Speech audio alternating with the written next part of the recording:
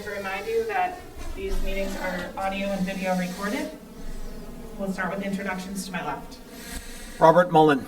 Good evening, Mark Branco, Assistant Superintendent. Hi, Mike Flanagan, Superintendent. Becky Stanton. Jeff Bowe.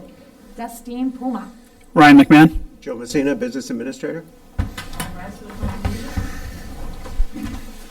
pledge allegiance To the flag of the United States of America and to the republic for which it stands, one nation, under God, indivisible, with liberty and justice for all. We'll start with approval of minutes. Can I seek a motion for the approval of the June 9th, 2021 Negotiation Executive Subcommittee meeting minutes, the June 14th, 2021 Negotiation Executive Subcommittee minutes, the July 6th, 2021 School Committee meeting minutes, the July 6th, 2021 School Committee Executive Session minutes, the July 19th, 2021 Negotiation Executive Session minutes, the July 20th, 2021 Negotiation Executive Session minutes, the July 26th, 2021 Negotiation Executive Session minutes. Executive session minutes are not to be released at this time. I'll make the motion. Second. Any discussion? All those in favor? Aye. Opposed? That carries 500. Item number 3, correspondence. Thank you, Madam Chair. Just 2 points of information for the community. We do have confirmation that on Monday, August 23rd, Left Field, our OPM, JCJ, our architect, and I will be presenting to the Board of Selectmen about the middle school building project. As everyone in the community knows, that the MSBA building project is trucking along. We're in year 2 of it right now. We have a big vote coming up in May, so we're in front of the Board of Selectmen on August 23rd at 6 o'clock to present where we are in the process at this time. As part of correspondence, I'd like to acknowledge the significant number of emails that were received from concerned citizens on both sides of the mask discussion, and we thank you for sharing your views.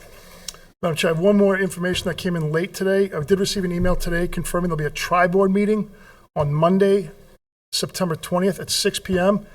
Again, that'll be the Board of Selectmen, the Finance Committee, and the School Committee, and the purpose of that meeting will be to discuss capital asset projects in the community. Thank you. Thank you. Number 4 is citizen time. I'd like to remind those who wish to speak to please state your first and last name, as well as your street address for the record. Citizens will be allowed 3 minutes to share your views in a respectful manner.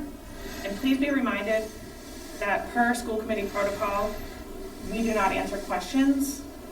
We'll allow you to provide your commentary. And with that, we'll take our first guest. You can step up to the microphone and state your name and your address. If anyone would like to speak. So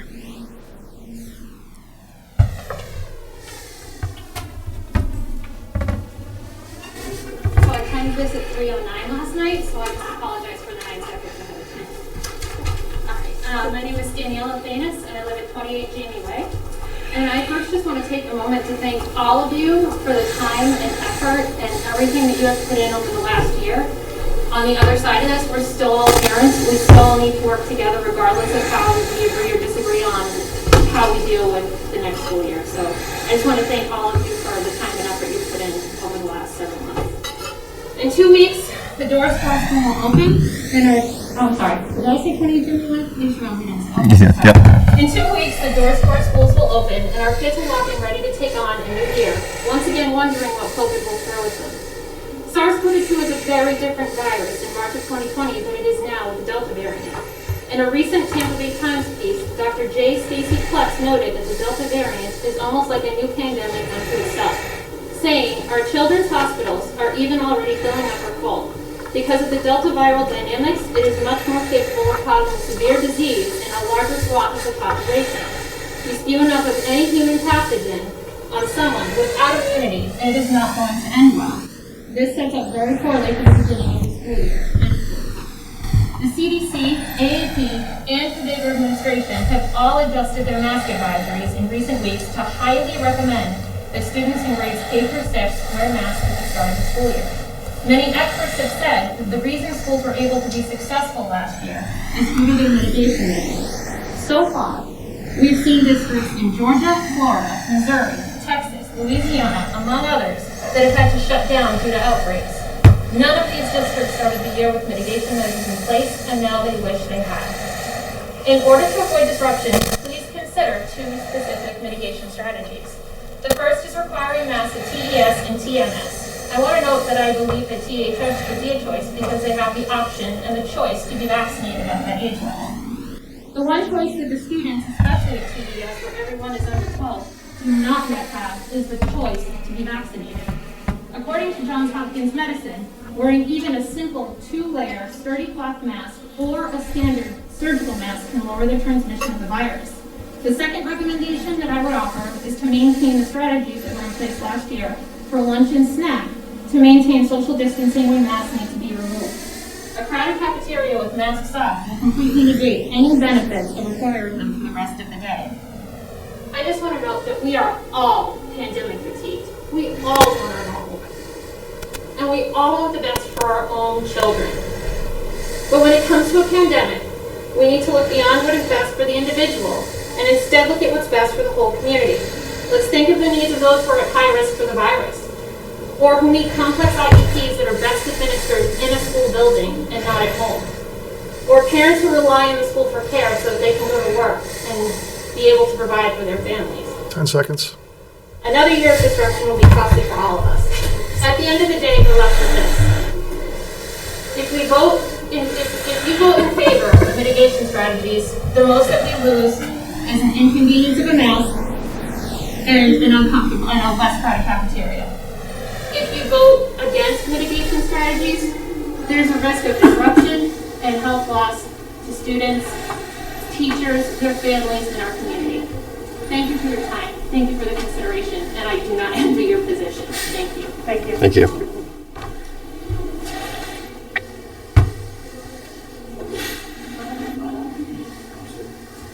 Just the microphone, does it matter? You know what? The other one. Yeah. I was trying to go to the rest of the middle. Excuse me, I can read from my phone here, so it's... Can you hear me? My name is PJ Mercia. I live at 6 Pilgrim Circle, Tyngsborough, Massachusetts. Full disclosure, I have absolutely no stake in this game whatsoever. I have 4 children. 3 of them are homeschooled. 1 of them has special needs and is in out-of-place district, outside of the district, in a specialized school. I'm here today to speak on behalf of the parents and the children in the community that are fearful to come out and speak for themselves. Yeah, I can't say I blame them. I mean, you see what the political landscape is nowadays. People come out and they're ostracized from the community or the schools. Mandating that children wear masks is child abuse. Period. It's child abuse. There is no scientific data to date, none whatsoever, that shows children wearing masks prevents the spread of COVID. It doesn't exist. In fact, the scientific data that we do have to date shows that children are at a very, very, very low risk from COVID. And let me remind you, masks were never required for years past when we had the flu, when we have a cold, or anything else like that. They weren't required. And influenza, according to the CDC, is far more of a threat than COVID is when it comes to children. Sorry, I lost my spot here.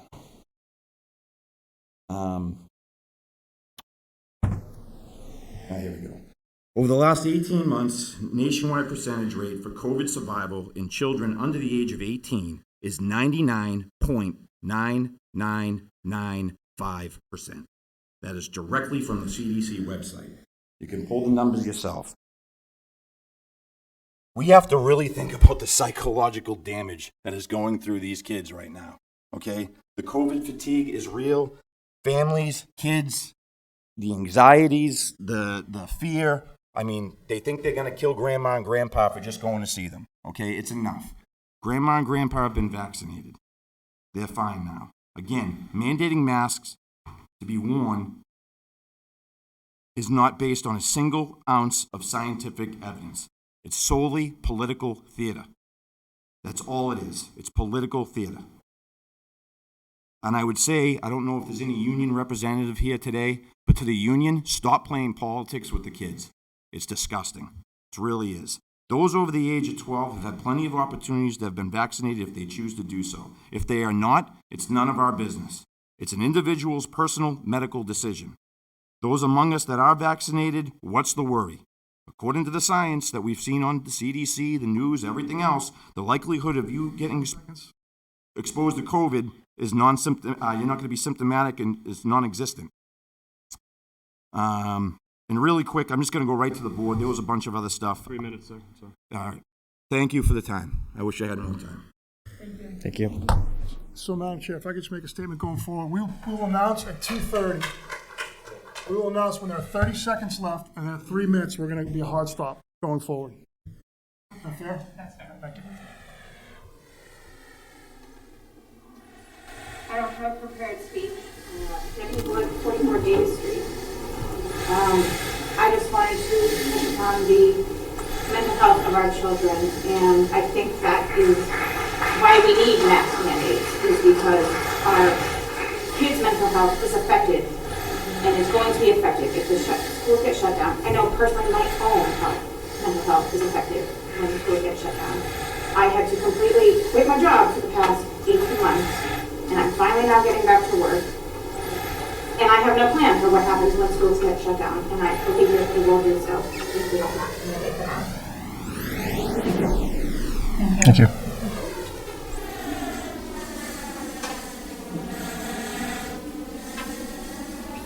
Terry Nato, 4 Constantine Drive. Dr. Flanagan, during the 2020-2021 school year, you and the school committee made recommendations and decisions within the mandates of the governor based on Tyngsborough. Not Chelmsford, not Lowell, not Billerica, only Tyngsborough. As parents, we expect that you will continue to focus on what is happening in Tyngsborough. Here's some information that you might find helpful. As of August 12th, the current community transmission in Tyngsborough is low. There's nothing lower than low because 0 is never going to happen. Most high school seniors know that viral transmission in a functioning community will never be 0. Even if we look outside of Tyngsborough at the entire country, here are the numbers for you. There are 74 million kids ages 0 to 17. 4.2 million of them have tested positive for COVID. 349 have died from COVID. Death is sad. Nobody disputes that. What do those numbers mean? It means that 5.6% of the 0 to 17-year-old population have tested positive for COVID. 0.0008% of those who tested positive have died.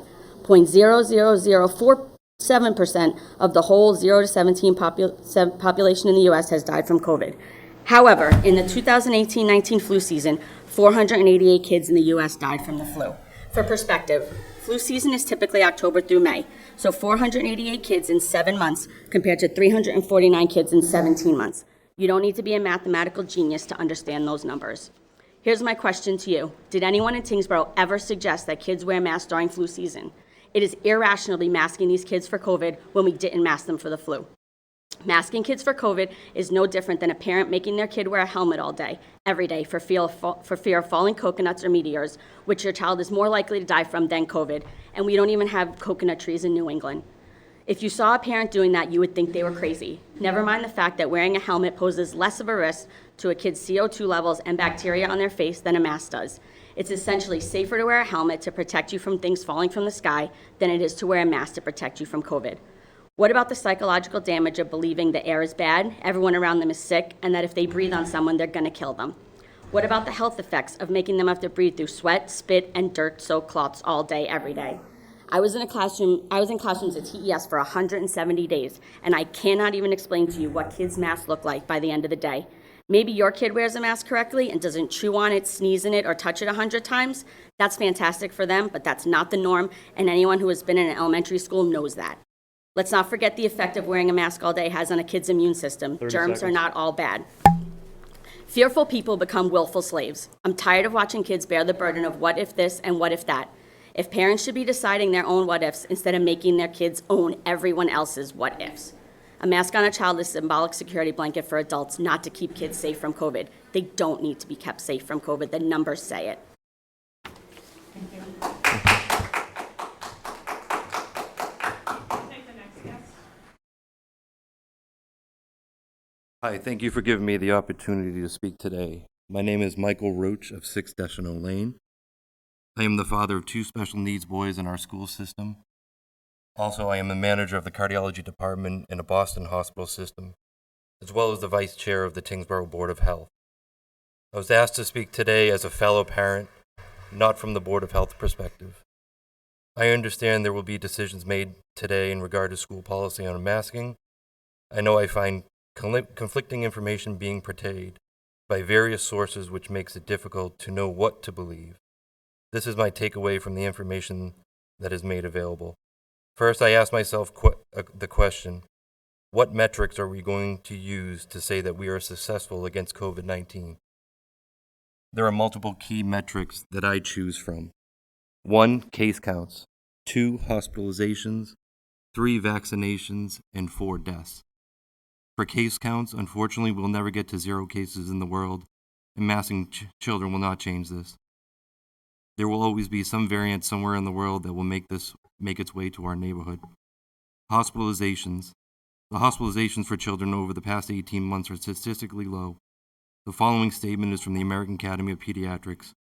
Among states reporting, children range from 1.6% to 3.5% of the total cumulative hospitalizations and 0.2 to 1.9% of all their child COVID-19 cases resulted in hospitalizations. Number 3, vaccinations. Children under the age of 12 do not have a high risk of hospitalization or death from COVID-19.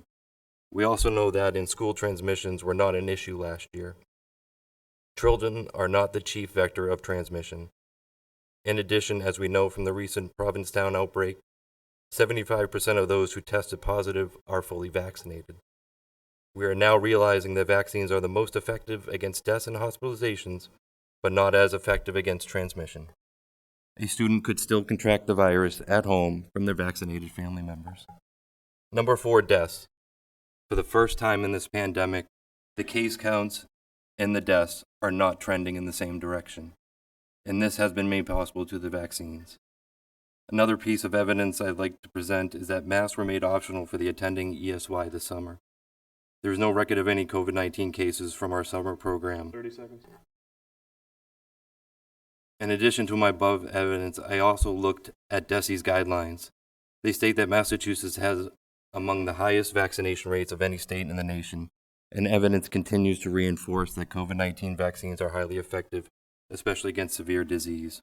At the same time, even for those students not yet vaccinated, the apparent risk of COVID-19 to children remains small. DESE goes on to recommend not to mandate masking. That's 3 minutes. DESE points out that medical conditions and behavioral health needs are exempt from this recommendation. They even go as far as to endorse family choice. Thank you.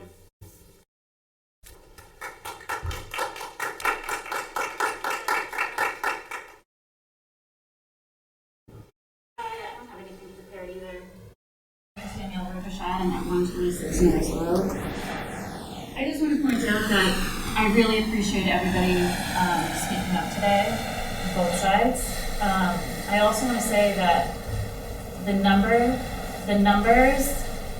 and data that everybody is talking about is great. However, the school year hasn't started yet. It hasn't started yet. And I feel that there's still a lot of room for numbers to go up high in our town based on, everybody's active lives. I'm a mask wearer, my kids wear masks, but we go out and wear it, and yeah, we can still get it, of course. But I just want to point out the school year hasn't started yet. My kid's a high-risk kid. We can't do remote learning this year, so we have to go to school. He's on an IEP, and I want him protected. I want him protected. He has had pneumonia a bunch of times. I don't want to see him turn blue again from, his classmate that isn't wearing masks at school. And the mask wearing isn't anything that would be, we're not saying for a whole year.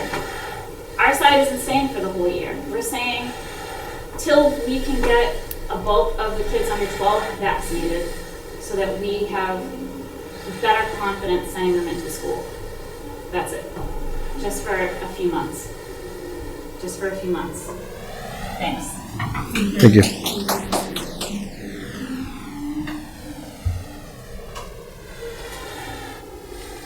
Hello. My name is Nicole Morin. I live at 76 Sequoia Drive. I I am adamantly against a mask mandate for children in school or anywhere. As a mother of 5 and a nurse, there is no one better than me to decide what is best for my children, something most parents would agree with. With the recent idea that kids should be masked to protect themselves or others without any supporting evidence, I am dumbfounded that this is even being voted on. If masks were so effective or necessary for children, there would certainly be randomized, controlled, peer-reviewed studies to show that. There are none. Besides the lack of supporting evidence, there are not even exploratory studies to fall back on for mask safety or to disprove all of the negative effects therapists are seeing from masking children. Pediatric counselors and therapists are completely booked with year-long waiting lists because of the stress, anxiety, and depression associated with masking and distance rules imposed on kids last year, my kids included. Children with special needs are being completely devastated by mask mandates. I have a 5-year-old entering kindergarten next year. He cannot wear a mask. He has apraxia and has worked really hard for 2 years to be able to speak and communicate.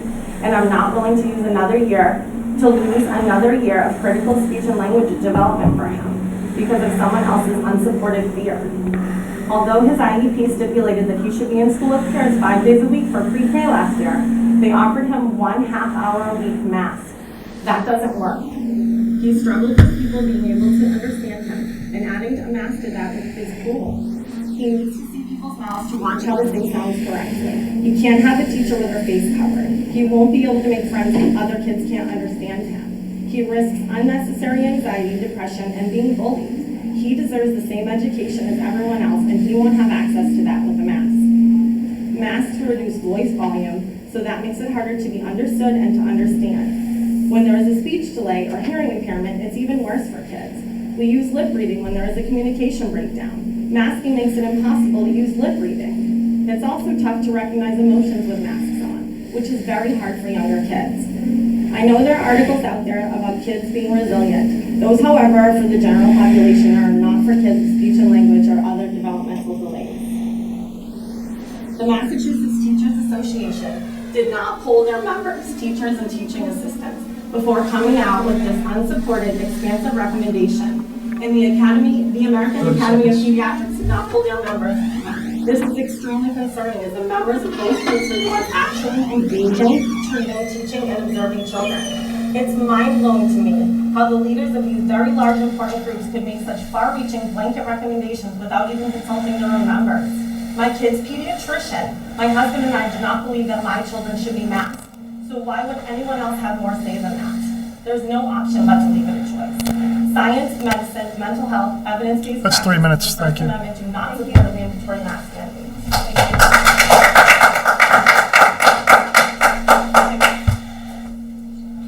Yeah. We're just gonna wait just a moment while the This mic's good, noise that clears. Okay, thank you. I just wanna give it a minute to get. Yeah, absolutely. Yeah, that's a good idea.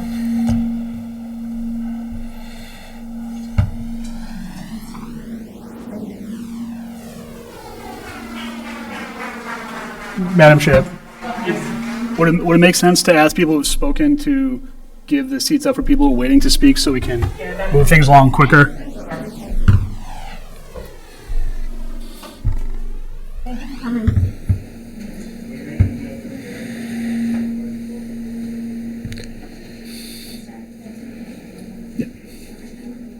We won't stay your time yet. Yeah, I just wanna let them come in so they don't distract you. Yeah. This is new for us. I know.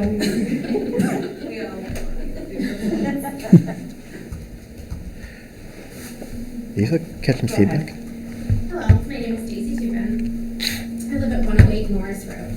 I'm here tonight to talk about choice. There are so many accusations about people being anti this or that, but that's not what this is about. Nobody here is anti-mask. Masking our children should be a parental choice. We cannot keep operating under the assumption that the choices we, as parents, make for our own children are the best choices for all children. As a mother of 5, I can't begin to know what is best for any other child other than my own. We can't possibly know what went into the decision-making process for another parent who may choose something different from us, nor is it my place to. Each family and child have their own individual needs and struggles, some which may be visible and some which aren't. Who are we to downplay the needs of a child who may struggle wearing a mask? We as parents are equipped to know what our children need. Last year, as the close of school approached, many people asked, when can the masks come off? For many parents, that was a daunting idea. There was no data to show or way to know how the numbers would go. Mask mandates were changed to mask optional for summer school and camps, and all was well. Kids attended summer school together inside the Tyngsborough public schools buildings. Yes, some wore masks because their parents felt that that was the best choice for them. Other parents chose to send their children without masks, and the numbers did not rise. This is something we should celebrate. The current data as of August 12, 2021, put out by our own town's Board of Health shows that community spread is well below what they consider low. I'll remind you that this is with kids being together, unmasked and masked. We shouldn't be making policies based on what's happening in other parts of the country. Massachusetts is second in the nation as far as vaccines are administered. Second only to Vermont, who, by the way, is not implementing any school mask mandates. Throughout all of this, Dr. Flanagan has said that they were following the guidelines grounded in science and data. DESE has said that masks are strongly recommended, not mandated. Local data as of today, August 17, 2021, shows 19 active COVID cases in Tyngsborough, a town with a population of 11,987. And again, that is after a summer without a mask mandate. This is the data we need to follow. Yes, surrounding towns have enforced a mask policy throughout their school systems. However, are we following the science and data, or are we playing follow the leader? Thank you. Good night. Thank you. Okay. Dr. Branco, are we still having technical issues?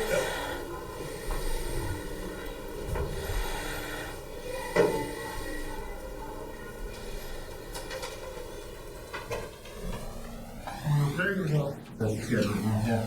Okay. Just keep going. Thank you. Erica Nato, 4 Constantine Drive. I do have a prepared speech, however, I'm not going to use it. I'm going to speak from the heart. People have said that masking is no big deal. I want to tell you, my child had a severe anxiety attack last year due to the masks, and teachers did not notice because her face was masked. And this went on all year. And there were discussions about it, and she could not unmask. This is not okay. My other 2 children come home from school and are able to breathe and drink for most of the first time all day. They're all very active athletes. They do not drink during the day. They have teachers who tell them they cannot take their masks down to drink during the day.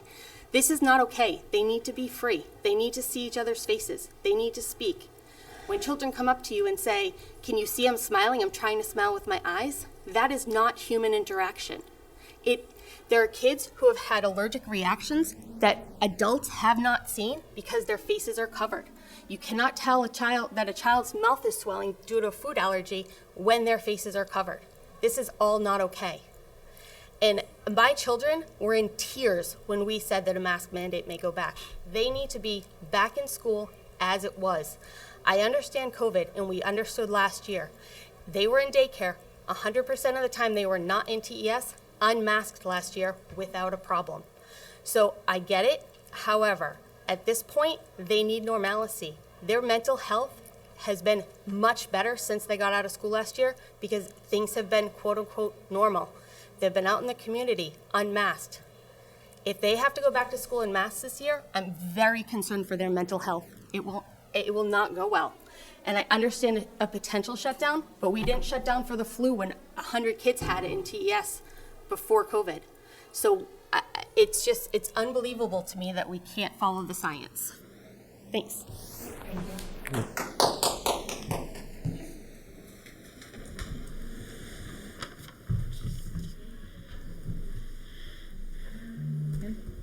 Sarah Sullivan, 10 Robert Road. On June 22nd, Dr. Flanagan sent out an email bringing attention to the new guidance issued by DESE for fall, bringing hope to a large part of the community who is ready to move forward and get back to normal. Not new normal, normal. The guidance stated, quote, for fall, at this time, all health and safety guidance, including masking and physical distance, will be lifted. We will collaborate with the Department of Health to issue any additional health and safety recommendations over the summer should they become necessary. looking at the town dashboard, the most current data shows Tyngsborough in green with very low community transmission and a positivity rate that is stable and decreasing. That is great news. So, after a significantly unmasked summer, our town is still in good standing. DESI isn't mandating. The state is not mandating. So why exactly would we? Nothing has changed in a negative way. Even if masking made a world of difference in the battle against COVID-19, which data refutes, by the way, what has changed so dramatically in our community that has suddenly become, quote, necessary? The answer is nothing. Our community is doing just fine after months of free-faced living and will continue to do fine. So, without just cause or data to support it, how the members of this school committee have the duty to be impartial and representatives of the community. You cannot let your own personal feelings and fear drive your decisions. Bottom line, the state of emergency is over. And we are just beating a dead horse at this point. Enough is enough. Thank you. Yep.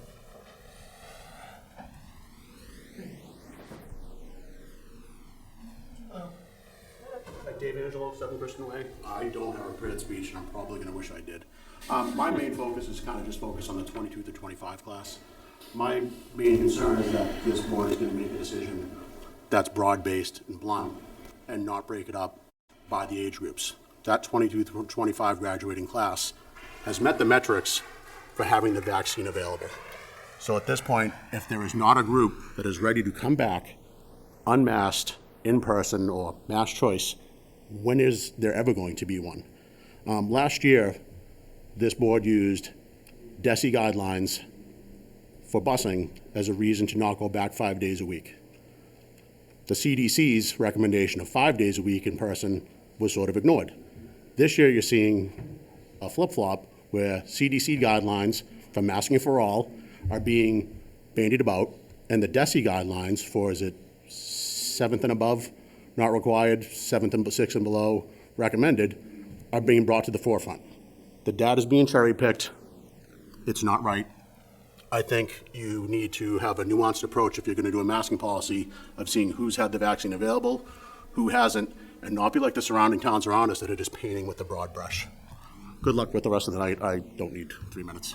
Thanks. Thank you.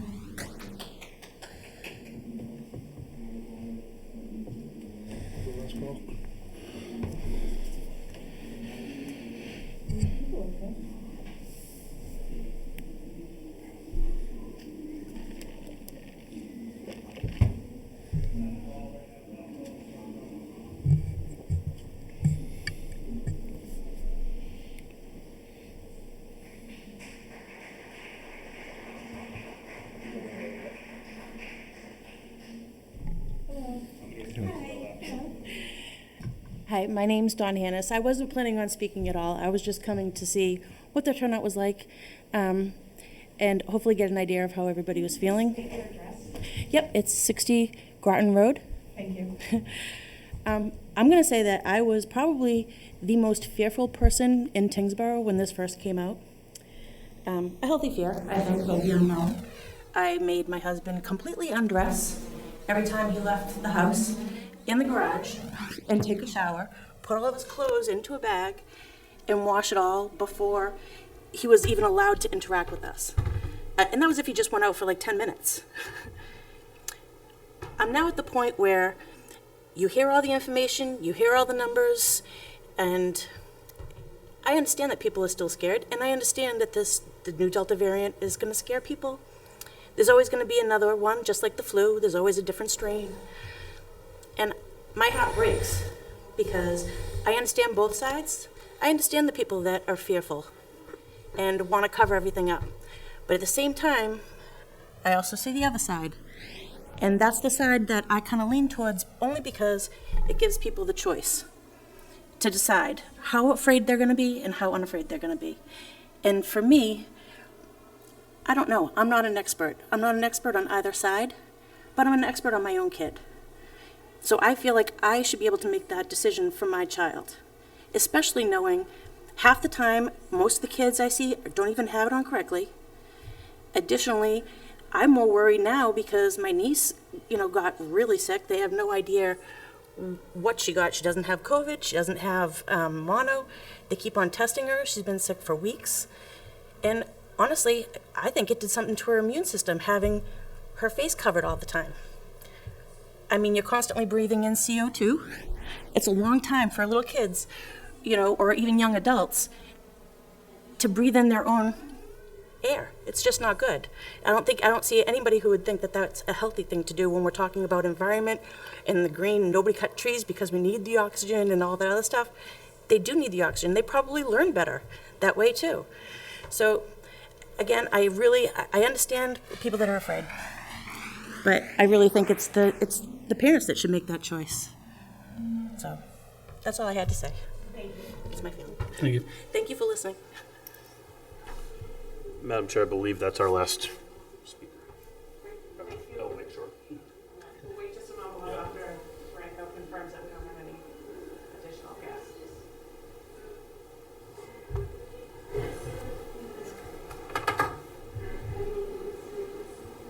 So we're about to move on to the next agenda item.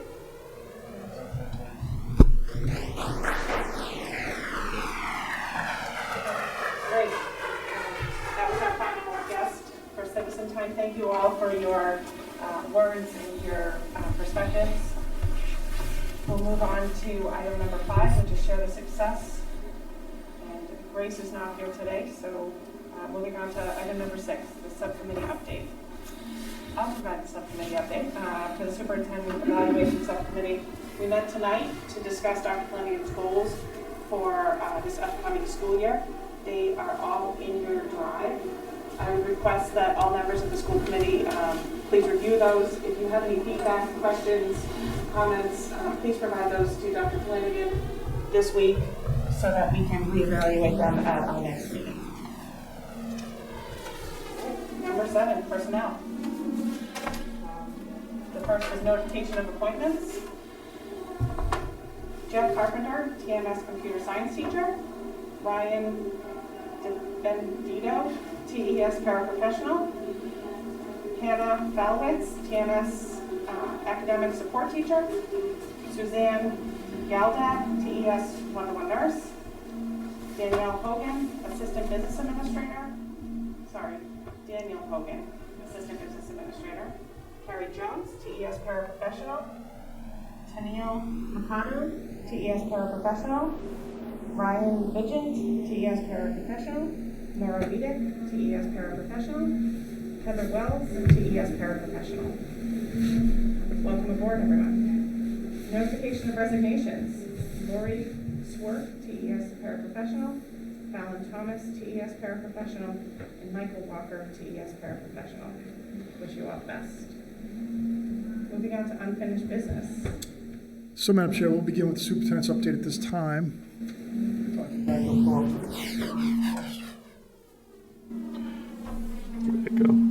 Sorry. Superintendent's update, great, thank you. So the first thing we'll talk about is interface.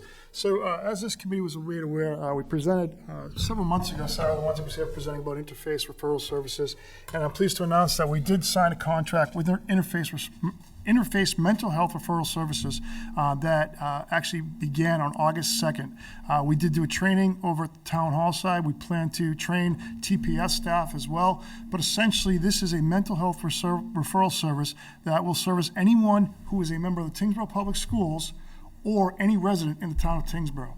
So it's a very simple process in that if somebody has some mental health needs or concerns, we can put them in touch with Interface, and they will walk them through exactly the process they need to get the services and supports that they need. So we're very excited about this partnership, and it is a town-wide initiative, and we're looking forward to see how that rolls out this year. Thank you.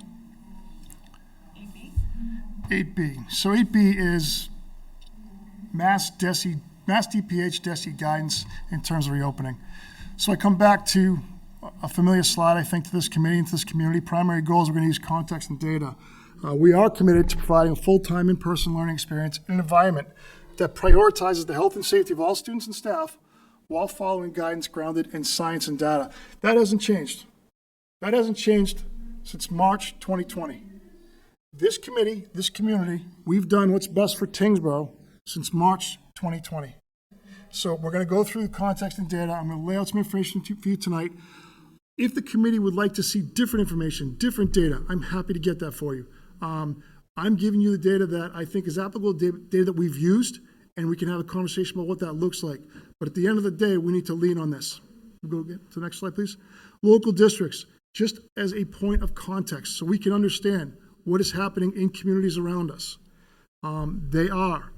Some are requiring a universal mask mandate from pre-K to grade 12. Some are following the DESE guidance and going universal mask mandate pre-K to 6 and differentiated mask policy 7 to 12. Some districts are mandating vaccines for all employees. Some districts are mandating vaccination thresholds before they'll rescind the mask policies. And some districts have local boards of health making decisions that apply to all municipal buildings. So it's taken out of the hands of the school committee, the decision essentially. So that's what's going on in communities that touch Tyngsborough. I'm not saying any of that is what we should do. I'm just providing the information as to what is happening on the local front. We'll go to the next slide. You know, I think about this. 12 months ago,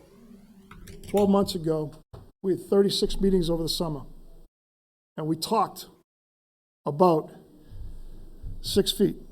We talked about masks. We talked about assigned seats. We talked about limiting buses. We talked about sending kids to school 2 days a week and remote options. We talked about deep cleaning. We talked about hand sanitizing. The place we were in 12 months ago is vastly different than where we are now. Vastly different. Right now, we are coming back to a typical reopening. The only mitigation strategy that we're talking about on the table is masks. So we've come a long way in 12 months. Go to the next slide, please. So let's come back to context and data. Let's look at what is going on in Tyngsborough and see where that compares and see the decisions that need to be made as we go forward. Next slide, please. Tyngsborough COVID-19 data. I did a snapshot in time here. Our first day of school last year was Tuesday, September 13th, 2020. On that day in the state of Massachusetts, there were 254 new cases, and the 7-day average in Massachusetts was 327 cases. Our last day of school, Tuesday, June 14th, 2021, there were 58 new cases in Massachusetts. The 7-day average was 105. Today, there are 3,093 new cases in Massachusetts, and the 7-day average is 1,219. Now, I'm not presenting that information for shock and awe, because I will tell you that the testing is vastly different now than it was then. But it's a data point. Can we measure how much testing happened in September 13, 2020 versus now? I don't know how to do that. I don't know anyone that does. I'm providing information, but the context matters behind the information. Testing back in September, we know it was difficult. We know it's readily available now. So is that part of the reason these numbers are driving where they are? I don't know. But it's a contextual factor that needs to be considered. Tyngsborough positive cases the last 14 days. Again, last year to this year. On August 12th, 2020, we had 6 cases. On August 19th, 2020, we had 3. On August 26th, 2020, we had 5. This past couple of weeks, August 12th this year, we had 12. August 19th, 19. That's as of today. And next week, it's to be determined. I don't know where we'll be. The trend from last year to this year is different. Is it testing? I don't know. Is it the variant? I don't know. But that's a data point. Go to the next slide. Tyngsborough vaccination data. We heard tonight that the vaccination rates in the country, in the Massachusetts, are better than the country. That's true. About 2 o'clock today, I received an email from Tom Scott, the head of the Massachusetts Association of School Superintendents, and they sent information out to every superintendent who had either 1 or 2 age group categories that are in your school fall below the state average, which is why I received the email today. So if you look at August 12th today, ages 12 to 15, vaccination rate, the state average is 63%. The Tyngsborough average is 47%. Ages 16 to 19, the state average is 67%. The Tyngsborough is 74%. And I firmly believe that our 74% is because 96% of our kids go on to college, and they're going to be required 18, 19-year-olds to have a vaccination next year. It's a data point. As we look specifically at the student populations of our schools, and I got this information, non-identifiable information, I got it from Michelle Riley, but it doesn't have any students attached to it. You cannot go deeper than these numbers here. 77 of 269 eligible students at TMS right now are vaccinated. That represents 28% of eligible students, 21% of the entire student population. Because again, most of our sixth graders aren't eligible. As we think about Tyngsborough High School, 209 out of 469 eligible students are fully, I'm sorry, let me finish the middle school. We also have 23 students in the middle school who are partially vaccinated. 7 of those students have missed the 6-week window, and we need to redo the process from the first shot to the second shot. Now Tyngsborough High School. We have 209 students out of 469 eligible students fully vaccinated, or 44% of Tyngsborough High School students. 25 students partially vaccinated. 14 of the 25 have missed the 6-week window and will need to begin the process again. Additional contextual information to consider. 28% eligible students at the middle school are vaccinated, 44% at the high school are vaccinated. Go to the next slide, please. DESE Mass DPH reopening guidance. The CDC guidance is national guidance. The CDC guidance speaks to Massachusetts, who has 65% of eligible residents fully vaccinated, but it also speaks to Mississippi, who has 36% of residents fully vaccinated. We have to understand, and we've heard it here tonight, we need to look at the context. We need to look at Massachusetts. We need to look deeper than that at Tyngsborough. So we need to understand the whole package. CDC guidance is a blanket guidance for the country. We know that DESE and Mass DPH recommended mitigation strategies. We'll talk a little bit about that in a minute. Testing options. Last year, there was a blanket pool testing available to districts, a decision that we made as a community, school community, not to go in. There's a different option this year that I think is intriguing. I think we should explore. We'll talk about that in a minute. Contact tracing with quarantine and isolation. Those parameters have changed, and we'll talk a little bit about that. We were also advised by DESE and Mass DPH to work with our local Board of Health. Another point of information, we had a health clinic here today that we advertised through the school. It was a 2-hour health clinic today with 12 residents sign up for it. Kerry Oon has been fantastic and has offered to bring as many vaccination clinics to the schools as we would like. So we have a great working relationship with our Board of Health and our health director, and it's a great option for us to keep open. Additionally, we were advised that we need to work closely with our unions. I have been in contact with our President, Vice President, Shelby Garvin, and Jason Lewis. For those in the community who don't know, we have an outstanding working relationship, and we are communicating on everything. They have not demanded to bargain anything. They recognize that we're coming back to school and we're going to reopen. It's going to be as traditional as possible. So our teachers are ready to go. Our teachers do a great job. So very, very happy about that. Dr. Flanagan, before we move on, can you clarify the 74% partially vaccinated? Is that 74% of the 35% unvaccinated? 74% of eligible people have received at least one shot. 65% have received both. So the 74% includes the fully vaccinated? Yes. Thank you. So we'll go to the next slide. Mitigation strategy. So what are we talking about here at Tyngsborough Public Schools? The first and foremost, if you show signs of illness, we're encouraging our students and staff to stay home. We know that's the best way to protect everyone in the school. Hand washing and sanitizing. We're going to continue to harp on hand washing and sanitizing. We know that's important. Stop the spread of germs. We're going to provide as many outdoor learning options as we possibly can. I think all of our schools capitalized on that last year. The middle school and high school had outdoor dining options available for kids. As a matter of fact, most kids in the middle school and high school eat outside all fall and all spring. And some kids eat out there all winter. We are going to provide outdoor dining options for kids at the elementary school who are fearful of pulling a mask down in a cafeteria. Ventilation. Ventilation. We worked hard last year.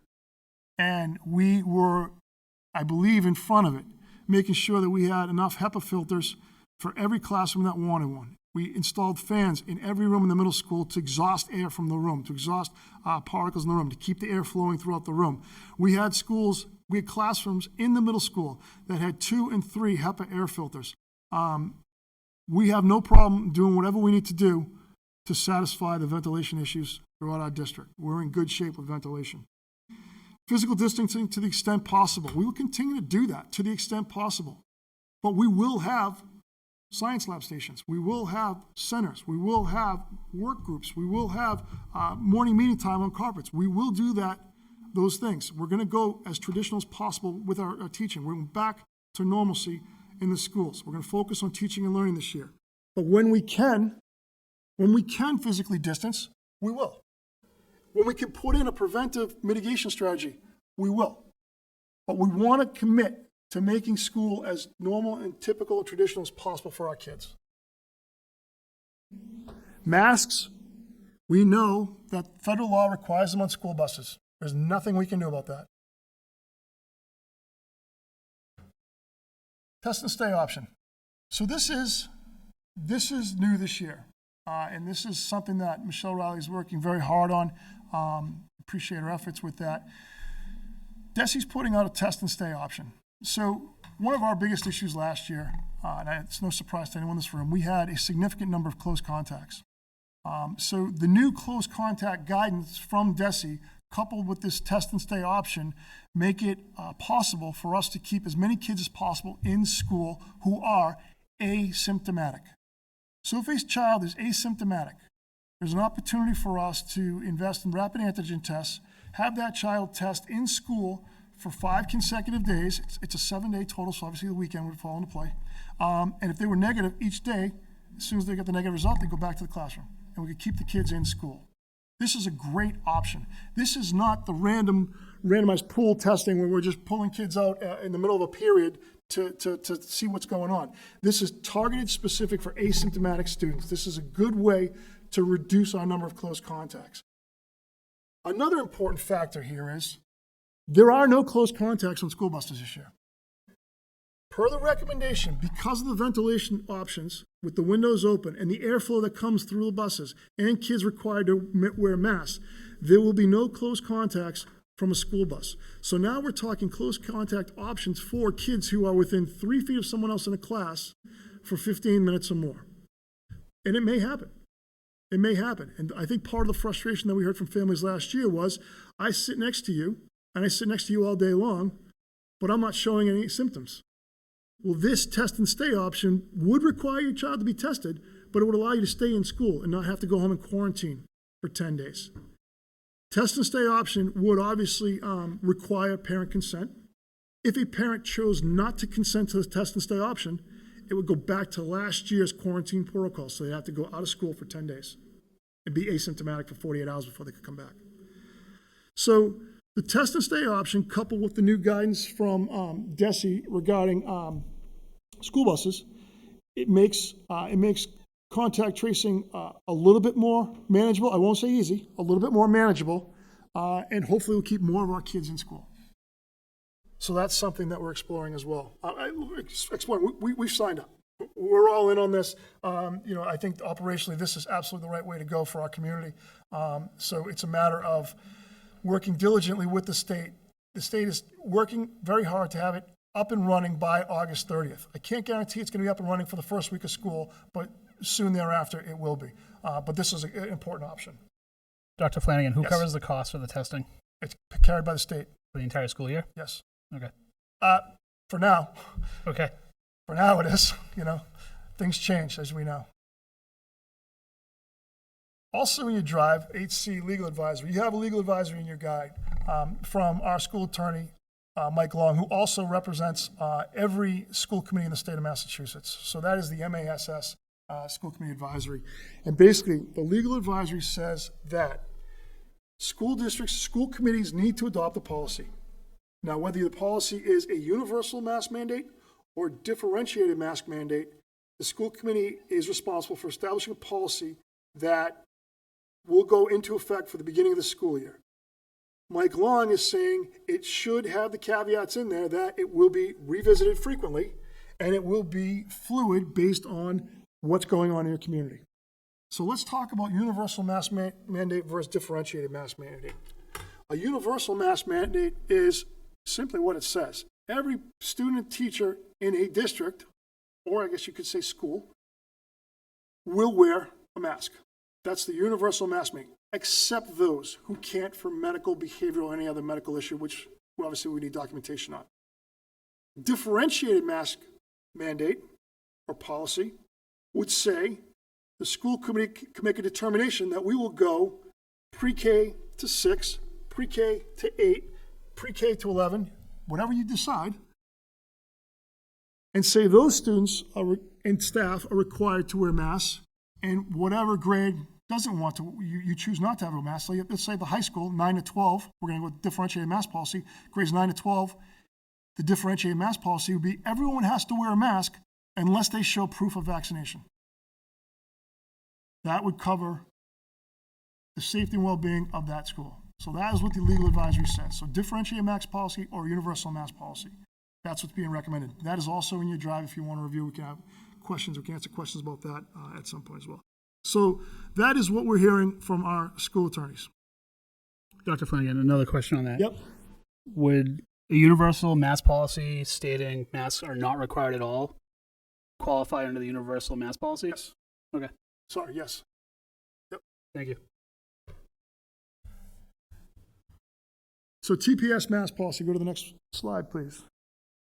Essentially, if we're going to follow DESE options and DESE recommendation, there are two options for this committee to decide. Option one is we go with a differentiated mask policy. Now, my recommendation would be pre-K to 8, not pre-K to 6. And the reason I would make that recommendation on pre-K to 8 is because of A, the low vaccination rate that currently exists at the middle school, B, the inability of us to guarantee separation of kids throughout a day in the course of a school day. That's 6 to 8 school. We know that 1/3 of the kids can't get vaccinated, and we know that 72% of the other students are not vaccinated. So if we know 79% of that student population isn't vaccinated, I would recommend that we go K to 8 on that universal mask policy. Then you could go differentiated 9 to 12. Option 2 would be pre-K to 12, universal mask mandate. Option 3 is pre-K to 12, no mask mandate. To me, those are the three options. I as a former middle school principal, I have a hard time operationally thinking 2/3 of the school may not be in mask, 1/3 of the school would be in the mask, and 80% or 79% of the school is not vaccinated. That's a tough pill to swallow. So if the decision is going to be made in the middle school, I would say the whole middle school. Yes.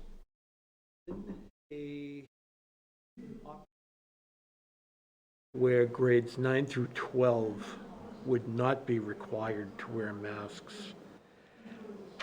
Is that take into consideration staff that is shared between the two buildings? Great question. Thank you. So thank you. So right now, thank you. We do have middle school students that come over to the high school. In looking at that, we currently have 3 general music classes that come over to our band room. They would come on the outside of the school and go in the back door, and that band room does not touch the hallway. Okay? That band teacher would be required to wear a mask when middle school students were there. The other situation we have, and we'd have to look at this, is we have a shared EL classroom of high school students and middle school students. So it's 7 kids on day A and 11 kids on day B. So we'd have to think about how we could do that strategically to make sure we keep everyone safe. But those are the only instances where there would be potential overlap. Thank you. Yep. Dr. Flanagan, for the middle school, can you pull the data that would show what percentage of students are ineligible for the vaccine by month through December? So I know a lot of students entering 6th grade, maybe 11, right? But then how many of those students turn 12 in September? How many turn 12 in October? Yeah. You know, what does that percentage look like as we get into the school year? Yeah. My gut tells me it's not a large percentage of students that are really going to be 11 for long. And I would imagine most of that class will be eligible by Thanksgiving. But I'd like to see the actual numbers support that. I can get that. Thank you. Yep. The other follow-up to that, In the numbers that we have for vaccinated kids who are at the middle school right now, Right. could that number be artificially low because the nurses have not received updated medical information from over the course of the summer? So that was as of Friday, last Friday, but I can certainly check how much that's updated. I know because the kids haven't come back. Many of them could have gotten their shots over the course of the summer, but haven't reported it yet. Yep, I can do that.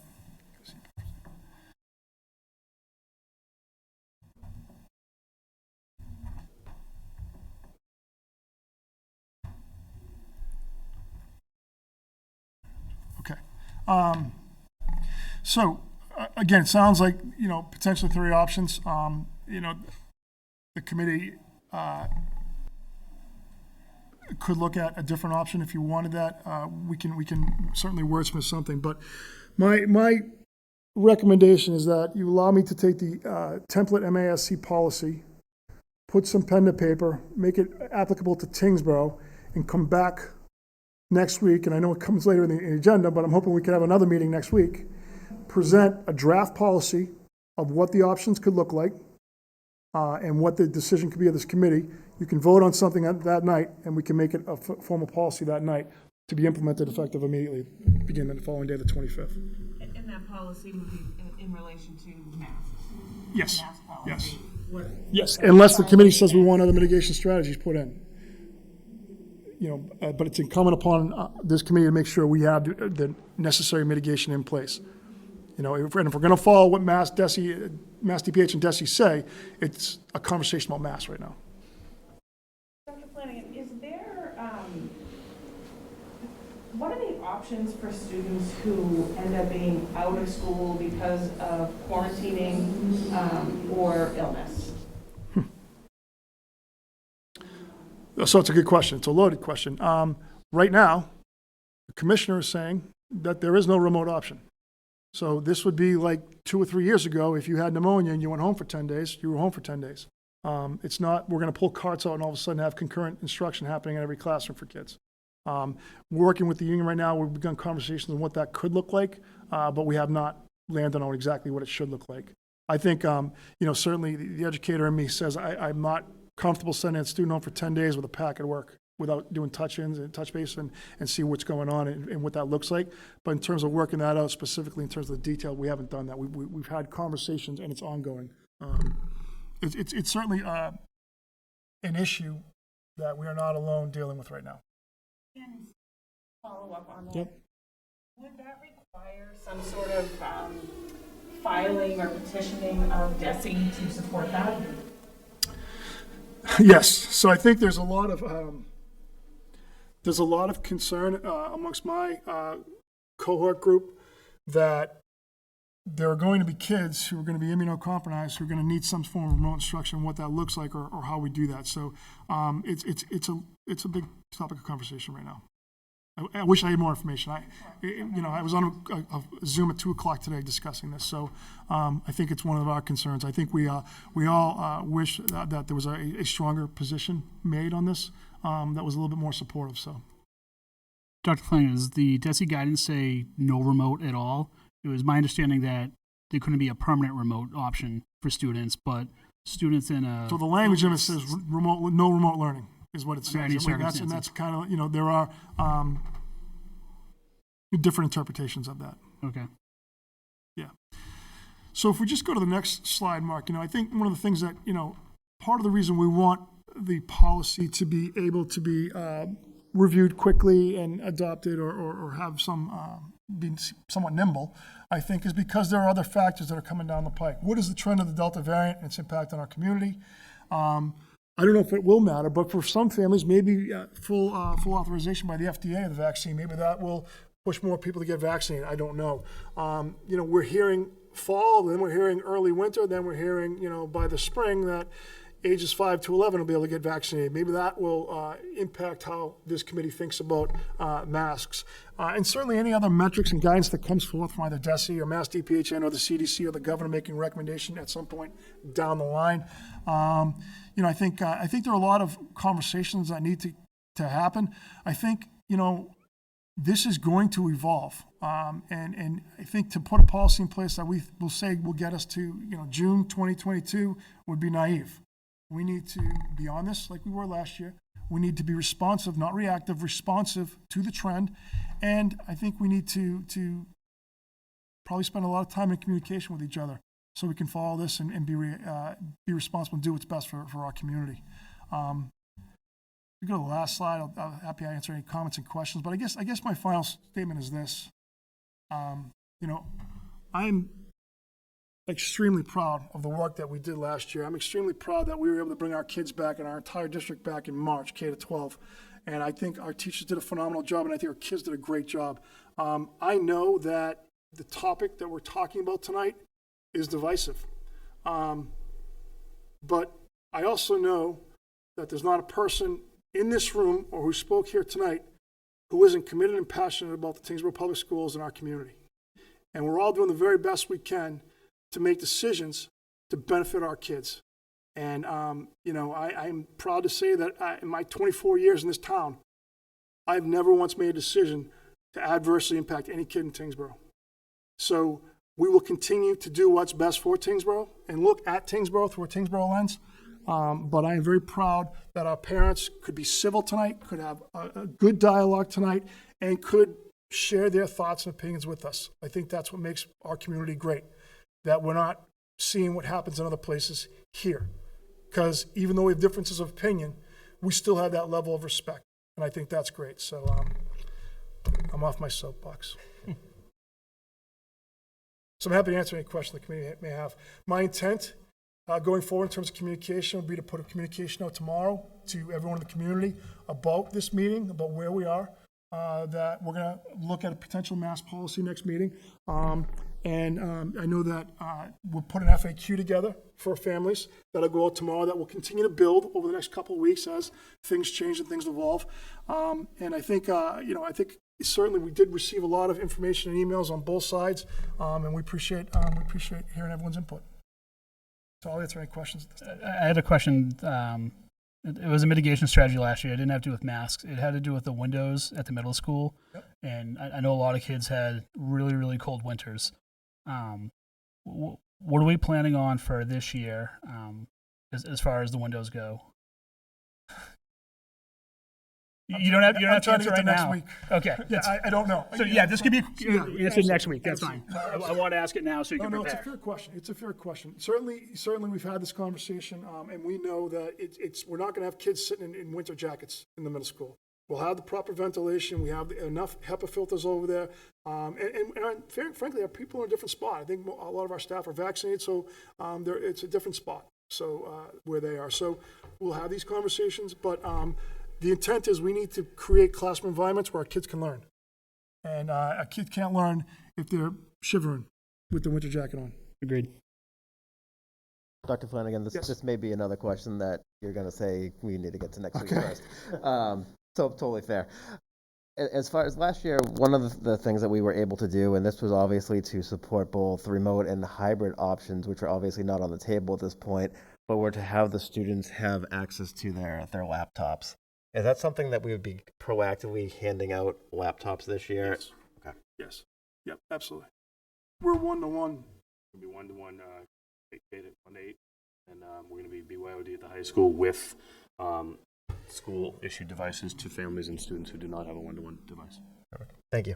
And just on the technology point, we have updated both our firewall and our service at both the elementary school and North Road campus with brand new firewalls, and we are fully protected. Knock on wood. You just answered the question I was about to ask. I have a question. It says 44% are vaccinated at the high school. Is there a benchmark that we're trying to get to for them that would make the mask policy less likely? I would think that's a decision for this committee. I know that local communities, I know that Groton Dunstable put out 90% vaccination rate before they'll go to pulling masks off. I want to say Lexington also had about 90% vaccination rate. I don't know if that's attainable in Tyngsborough right now, given the 44%. I think Groton Nussbaum's going in at about 85% of the kids vaccinated, so it becomes attainable.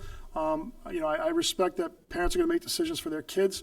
I don't know if this committee wants to go down that road and put that metric out there. It's a conversation that you folks need to have. Do we make a motion for a meeting for next week? Thank you. I would be happy to make that motion to add a meeting to the school committee calendar for next week at 7 p.m. To review recommendation or options by the administration for going forward for next school year, and to make a decision that night. August 24th. Yes. Second. I'd like to just add a point on this. I like the idea of moving it out to the 24th. This is the first time that we're seeing a lot of this data. We heard a lot of new points tonight, and it allows us a little bit of time to digest some of this. It also allows the community time to ask new questions that they may have based off of tonight's discussion, either by our community members or that plan. Also give an opportunity, hopefully, that we have a full board at that time as well.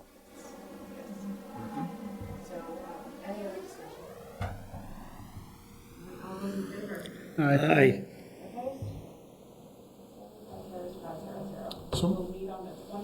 So, Madam Chair, I'll come with recommended or draft policies for you to review for the 24th to vote on the policies. I'll put those together. Great. Excellent.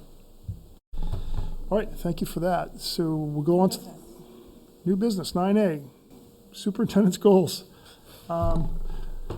So we met as an evaluation subcommittee to talk about these briefly. These are my proposed goals for FY 21-22. And my hope is, or school year 21-22, my hope is that you have an opportunity to review them. If you want any insight or any questions about them or like to add anything to them, please just send me an email. I'm happy to have a conversation with any member offline about them.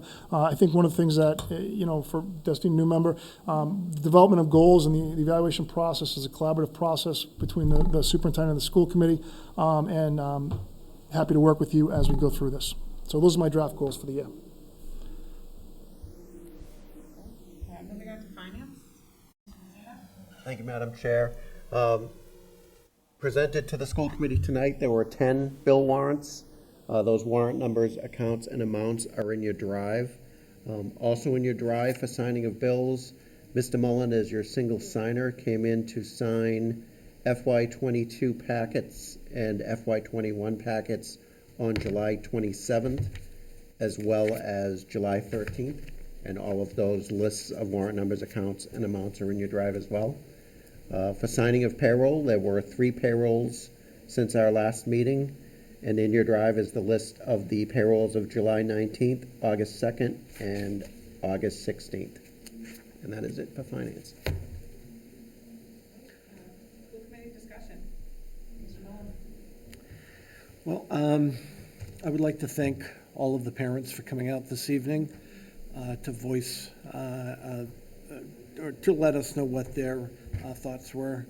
I would especially like to thank all of the parents who took the time to write emails, the ones who could not be here this evening.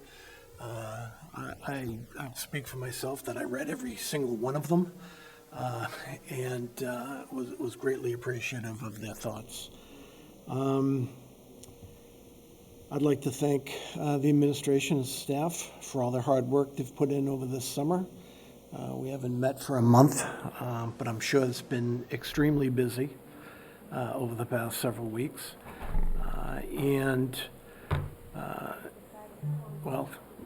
I'll say it this evening, I'm looking forward to this year. I think it's going to be a very successful year with everything that we've put into place. I know some people are anxious about the decision that we have to make, and there are people in this room who are anxious about the decision that we have to make. But I just want to let everyone know that we make that decision based on what we believe to be the best for every single child in this district. we all care very much about them. And whichever way we decide next week, I'm sure that the kids are going to have a great year this year. Okay, so thank you. I know it crossed over to two different things, but thank you very much. And I hope everyone had a great summer, and best of luck to all of our teachers and staff on a great upcoming year. I'm good, thank you. I'm all set, thank you. I'm not ready to admit that summer's almost over. This is very uncomfortable for me. But thank you to all the parents who came out tonight. Likewise, all the emails we received. I've read more emails this week on vacation than I have in a long, long time.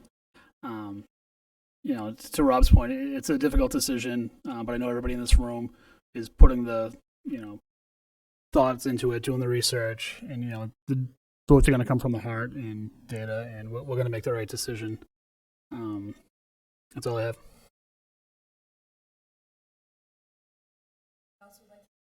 It was very interesting reading all the different emails and the different views, and it did give a good perspective of some new ideas to think about. It is not a decision that we will make easily, and it probably will not be a decision that I make as a parent, but more as a school committee member to keep everybody safe and to keep continuous education throughout the year for the students, because that's so important for them. We don't want any disruptions. That would be more detrimental to them, I think, than anything else.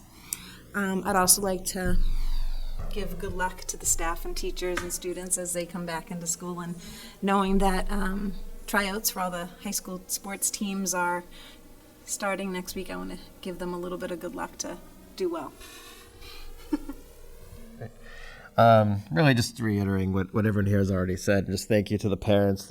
Certainly with a topic like masking, it's not easy for either side, and to be in the same room having to have a respectful conversation, and it was great to see that both sides could come into the same room and do exactly that.